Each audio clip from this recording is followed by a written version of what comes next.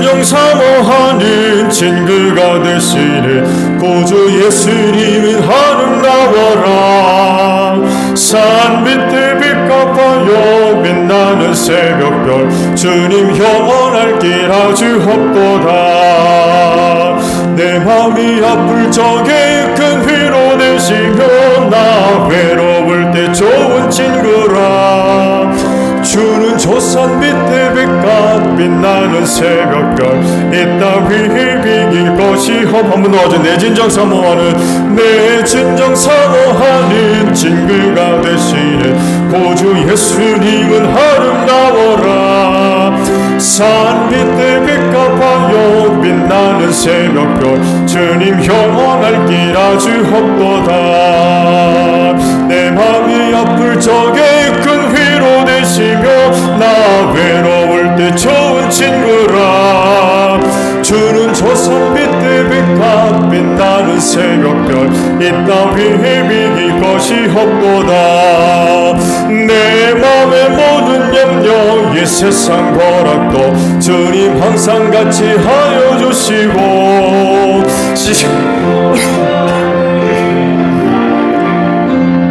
물리치사 나를 지키네.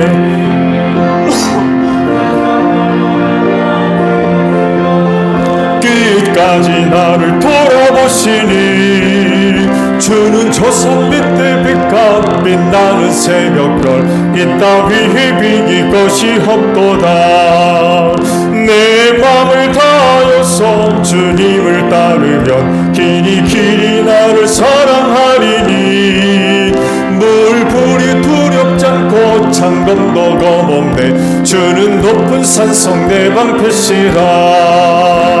내 영혼 먹이시는 그 은혜 누리고 나 친히 주를 뵙기 원하네. 주는 조선 밑에 빛과 빛나는 새벽별 이따위 비길 것이 없도다. 아멘. 405장 우리 찬양합니다. 405장입니다.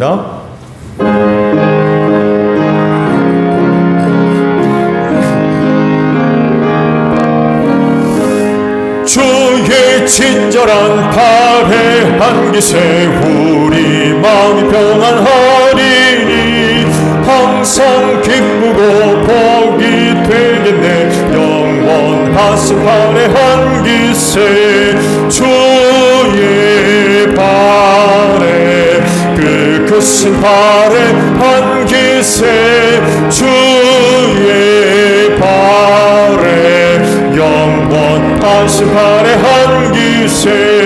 날이 갈수록 주의 사랑이 두루 광명하게 비치고 전성 가는 길 편히 가리니 영원하신 팔에 안기세 주의 팔에 그 크신 팔에 안기세 주의 팔에 영원하신 팔에 안기세.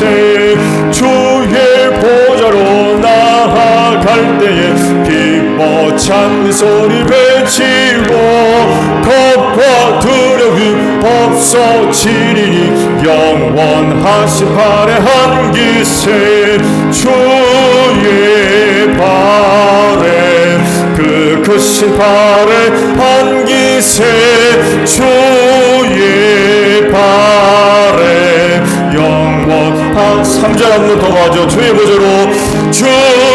보좌로 나아갈 때에 기뻐 찬미 소리 외치고 겁과 두려움 없어지리니 영원하신 팔에 안기세 주의 팔에 그 크신 팔에 안기세 주의 팔에 영원하신 팔에 안기세.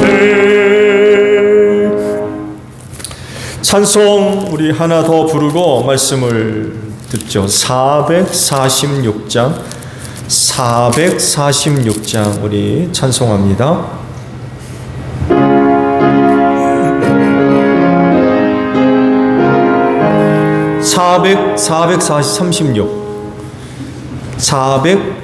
436.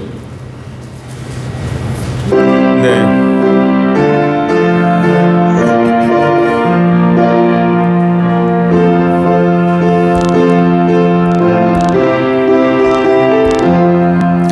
나 이제 주님의 새 생명 얻은 것 옛것은 지나고 새 사람이로다. 그 생명 내 맘에 강같이 흐르고 그 사랑 내게서 해같이 빛난다. 영생을 누리며 주 안에 살리라.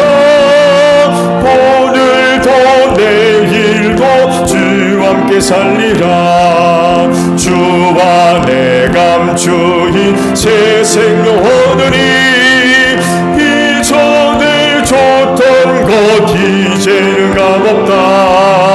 하늘의 은혜와 평화를 맛보니 찬송과 기도로 주 함께 살리라.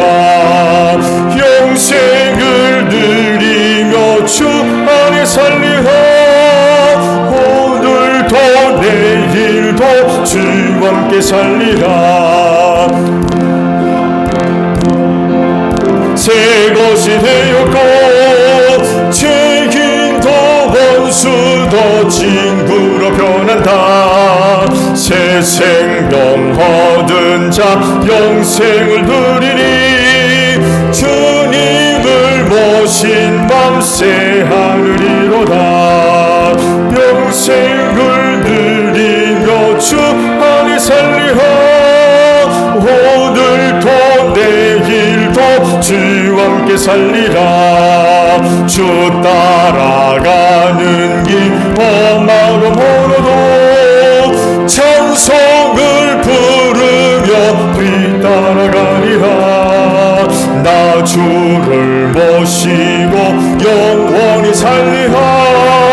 날마다 섬기며 주 함께 살리라. 영생을 누리며 주 안에 살리라. 오늘도 내일도 주 함께 살리라. 아멘. 자, 말씀을 우리 보죠. 베드로전서 2장 17절 한 절에 있는 말씀만 보겠습니다. 베드로전서 2장 17절. 우리 합독을 할까요? 베드로전서 2장 17절입니다. 시작. 모든 사람을 존중하며 믿음의 식구들을 사랑하며 하나님을 두려워하며 왕을 공경하십시오. 아멘. 그리스도인이 구원을 받았다고 해서 이 세상 건너뛰고 하늘나라로 쏙 들어가는 거 아닙니다. 그렇죠? 예수 믿고 구원받는 순간 하늘나라로 직행하는 거 아니에요. 이 세상을 통과해야 할 과정이 남아있죠. 근데 이제 이 과정이 이제 문제인 거죠. 많은 시험과 환난과 유혹을 받아야 하기 때문에 그렇습니다. 그래서 세상을 통과하는 과정을 잘 통과해야 돼요. 그렇지 않으면 하늘나라 갈 수 없어요. 그리고 실제로 많은 사람들이 구원을 얻었다 하는데 이 세상 통과 과정을 승리하지 못함으로 인하여서 하늘나라에 들어가지 못하는 이들이 많이 있었습니다. 이 어려운 길에서 우리 그리스도인들의 구원을 위하여 또 하나님께서 베푸시는 은혜가 큰 줄로 믿습니다. 그러므로 이런 은혜를 힘입고 세상을 통과하는 데 있어서 그런 그 어려운 일들로 인하여서 죄 짓는 일이 없어야 되겠죠. 원망하거나 불평하는 일도 없어야 되겠고요. 주신 은혜를 힘입고 모든 일에 감사하며 신앙을 잘 지키고 유지하는 그런 그 모습들이 필요할 것입니다. 오늘 주신 말씀, 세상을 살면서 발생하는 여러 가지 다양한 그런 그 관계성에 대해서 말씀을 하세요. 오늘 주일 오후 시간에는 네 번째 시간으로 17절 하반절에 있는 말씀을 갖고 함께 은혜를 나누고자 합니다. 이 말씀을 보게 되면 이렇게 기록이 되어져 있어요. 왕을 공경하십시오 라고 말씀을 하고 있습니다. 왕을 공경하십시오. 그리스도인으로서의 마땅한 모습이기도 해요. 왜냐하면 권세는 하나님께서 내주신 것이기 때문에 그렇습니다. 사람의 어떤 수단이나 방법들을 통하여서 세워지는 것 같지만 그러나 하나님께서 내주시는 거예요. 이런 측면에서 본다면 왕을 섬기는 건 틀린 일이 아니죠. 악한 거 아닙니다. 그건 선한 것입니다. 근데 꼭 그런 상황이 아니었을 때가 문제인 것 같아요. 그런 상황이 아니었을 때 말씀을 드릴게요. 베드로 사도를 통해서 왜 이런 말씀을 주셨을까요? 왕을 공경하라. 왜 이런 말씀을 하셨을까요? 이 의문이 들 수밖에 없는 이유는요, 베드로 사도가 이 서신서를 기록할 당시 로마 황제는요, 놀랍게도 네로였습니다. 네로가 로마 황제로 있을 때에 베드로 서신서가 기록된 것으로 좀 추측되고 있어요. 여러분, 네로 황제가 누구예요? 기독교를 무지무지하게 핍박했던 사람입니다. 역사가들에 의해서 정해진 그런 이유들을 보게 되면 로마 제국의 원망과 불평을 해소하기 위한 수단으로 기독교를 이용했다라고들 이야기하고 있어요. 보편적인 이제 결과들이죠. 역사가들이 보통 이렇게 이제 이야기들을 하고 있어요. 로마 제국 내에 일어난 여러 가지 불안들, 그로 인한 불평들, 이런 것들을 해결해야 되는데 이걸 어떻게 해결할 것이냐라고 할 때 네로가 정치적으로 그리스도인을 이용했다라고 보고 있습니다. 근데 여기에는요, 사실 또 서로 다른 그런 그 시각이 존재하는 것도 사실입니다. 로마 제국 자체에서는, 로마 제국 특히 정치가들에 의해서 예수를 바라보는 시각은 반란자 혹은 미신에 사로잡힌 자로 이렇게 얘기가 됐어요. 그래서 예수님도 십자가에 못 박아 죽일 때도 뭐라고 기록했습니까? 유대인의 왕, 자칭 유대인의 왕.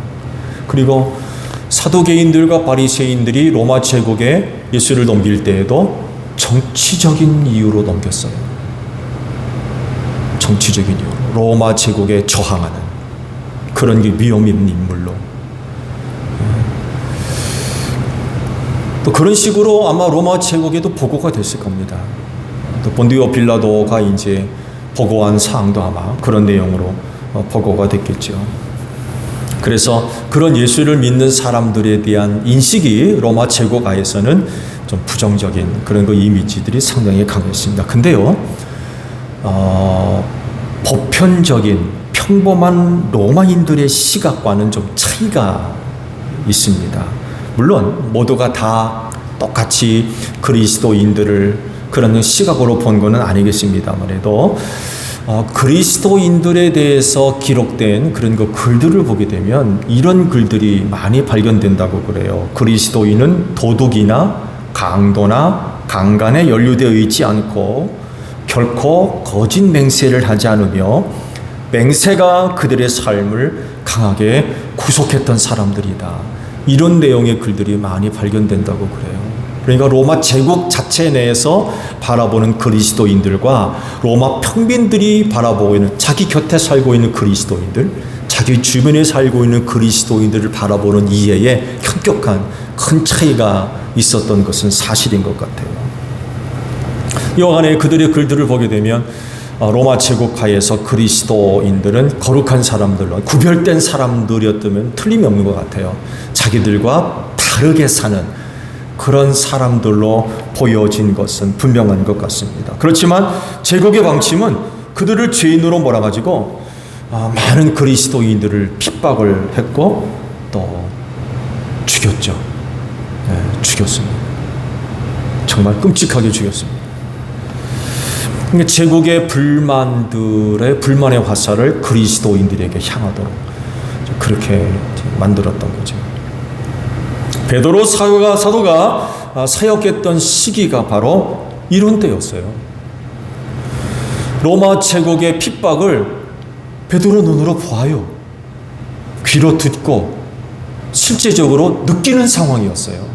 먼 과거의 일도 아니고요. 미래에 대한 예언도 아니고 현실 속에서 베드로 사도가 직접 눈으로 목격하는 거였어요. 귀로 듣고 피부로 느끼는 이런 상황 가운데 이런 말씀을 하신 거예요. 왕을 공경하라고. 그 왕이 누구라고요? 네로였어요.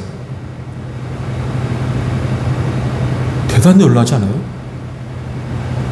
그런 시기 가운데 어떻게 이런 말씀을 주실 수 있을까 하는 그런 궁금증이 일어나죠. 베드로 사도가 기록한 이 서신을 아마 당시 초대교회가 회람하고 있었을 겁니다. 여러 사람이 돌아보는 거죠. 누군가가 이제 일어서서 베드로 사도가 보낸 서신을 쭉 읽어주는 거예요. 쭉 읽어주는. 그리고 다른 지역으로 또 보내서 그 지역에 있는 교회가 사도 베드로가 보낸 서신도 또 한번 회람하고 또 쭉 읽어주고. 그래서 초대교회의 많은 교회가 사도 베드로가 보낸 베드로 전후서의 말씀들을 회람하는 이런 상황 가운데 있었을 것입니다. 그 중에 어떤 사람은요, 로마 제국의 핍박을 직접적으로 받고 있는 사람들도 틀림없이 있었을 겁니다. 누군가는 가족이나 친척 중에 누군가는 죽임을 당하거나 핍박을 받거나 쫓겨나거나 옥에 갇히거나 매를 맞거나 이런 일들이 실질적으로 일어나는 상황 가운데에 이 서신서의 말씀을 보는 거예요. 그랬을 때에 이 말씀이 과연 그때 그들에게 어떻게 다가왔을까? 여러분은 이 말씀을 어떻게 받겠습니까? 내가 어느 길을 가다가 누군가에 의해서 고발당해가지고 로마 군병에 붙들려가지고 실컷 두들겨 맞고 왔어요. 갑자기 들어와가지고 집안에 있는 모든 걸 다 따려보시고 내쫓고 친척 쪽에 누군가는 옥에 갇히고 사돈의 8초는 또 불태워 죽고 이런 상황이 실제적으로 벌어지고 있는 가운데 이 말씀을 받은 거예요. 왕을 공경하라. 어떻게 받을 겁니까? 시험에 든 사람은 없을까요? 낙심하는 사람은 없을까요? 남의 일이 아닌 거죠. 실제적으로 일어나는 상황 가운데 이런 말씀을 주셨는 건 실제적인 상황이에요. 그들이 현 상황 속에서 일어나는 그 상황 속에서 주시는 그런 말씀이기 때문에 그렇습니다. 베드로 사도를 통해서 그런 상황 속에서도 이런 말씀을 할 수 있었던 것은 아마 베드로 사도가 누군가로부터 받은 영향이 크기 때문이 아닌가 해요. 바로 예수님입니다.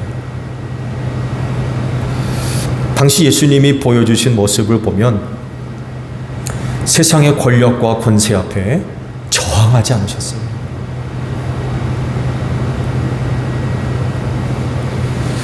예수님께서 갖고 계신 놀라운 능력들을 행해서 적들을 물리치고 유대에서 로마 세력을 몰아내며 원수들을 쫓아내고 위기의 상황들을 해결할 수 있는 그런 능력이 예수님한테 없었겠습니까? 12영도 더 되는 것을 내가 동원할 수 있자고 그러셨잖아요. 근데 그러질 않으셨어요. 그들이 모욕 주는 것, 수치당하는 것 다 받으셨습니다. 때리면 다 맞았어요. 그리고 십자가에 달리셨죠. 그러면서 드리는 기도 보세요. 뭐라고 기도하세요? 저들의 죄를 용서해 달라고 기도. 이게 예수님이었어요. 이런 예수님과 베드로가 3년을 함께 지냈습니다. 보고 들은 게 많은 거죠. 느꼈던 것도 많이 있고 적지 않은 영향을 예수께서 그에게 끼쳤던 거죠. 그런데요, 그가 이런 말씀을 기록한 것을 볼 때 그는 분명히 예전의 과거와 달라요. 사람이 달라졌어요. 베드로가 정말 많이 달라졌습니다. 어떻게 달라졌냐면요, 요한복음 18장에 있는 그 말씀을 보게 되면 예수님이 붙들리는 그런 그 상황을 쭉 기록을 하고 있는데, 그때 베드로가 칼을 들고 있었어요. 그리고는 예수를 붙잡으러 달려들 때 그 칼을 휘둘러 가지고 대제사장 말고의 귀를 잘라버렸어요. 여러분, 베드로가 이런 사람이었어요.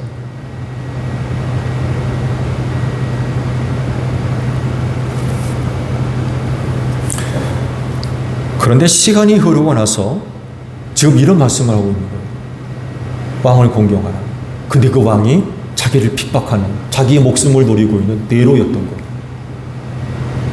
비교해 보세요. 달라도 너무 달라요. 칼을 들고 있던 사람이라고 하면 교회를 핍박하는 황제와 로마 제국을 적극적으로 저항해라.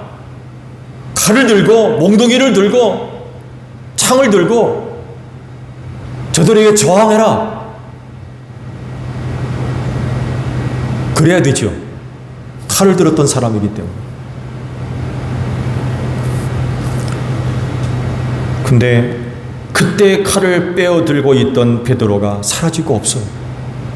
자기 목숨을 노리고 있는 네로를 향해서 그 왕을 공경해라 라고 지금 얘기하고 있거든요.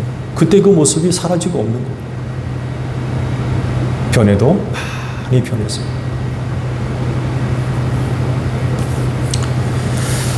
또 베드로의 이런 모습은 주님의 말씀을 실천하는, 그 말씀을 이루는 그런 모습이기도 하죠. 핍박하는 자를 위해서 뭐라고 합니까? 기도해라 라고 그러셨거든요. 네 원수를 사랑해라 라고도 말씀을 하셨고요. 초대교회와 로마 제국 사이는 뭐 뗄래야 뗄 수 없는 그런 관계들을 갖고 있어요. 부정적인 면도 있지만 긍정적인 면도 있답니다. 정말 뭐 기독교를 이야기하면 로마 제국을 빼어놓을 수가 없어요. 밀접한 관계를 갖고 있습니다.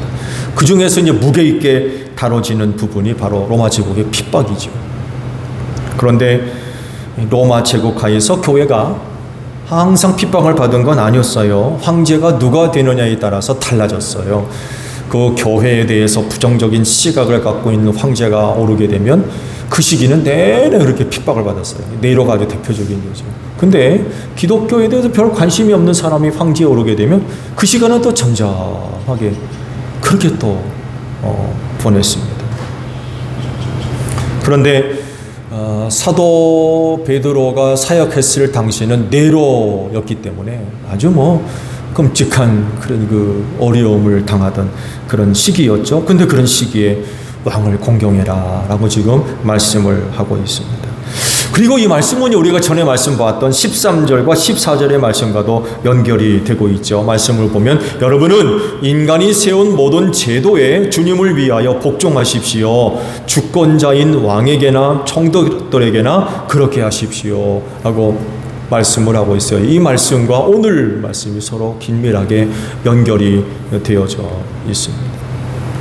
그러니까 왕을 공경하는 것도 주님을 위해서 그렇게 해라 라고 지금 말씀을 하고 있는 거죠. 왜냐하면 그 모든 것이 주님으로부터 왔기 때문에 그렇습니다. 주님은 모든 것을 통해서 뜻을 이루시고 또 선을 이루시는 분이죠. 이런 주님을 믿고 왕을 공경해라 라고 지금 말씀을 하고 있습니다.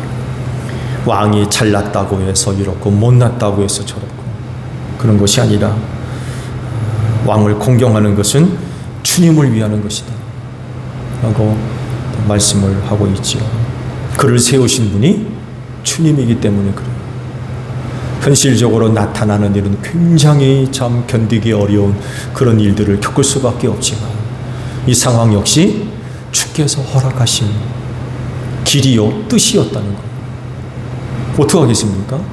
순종해야죠. 순종해야 됩니다. 이렇게 사는 것이 그리스도인이에요.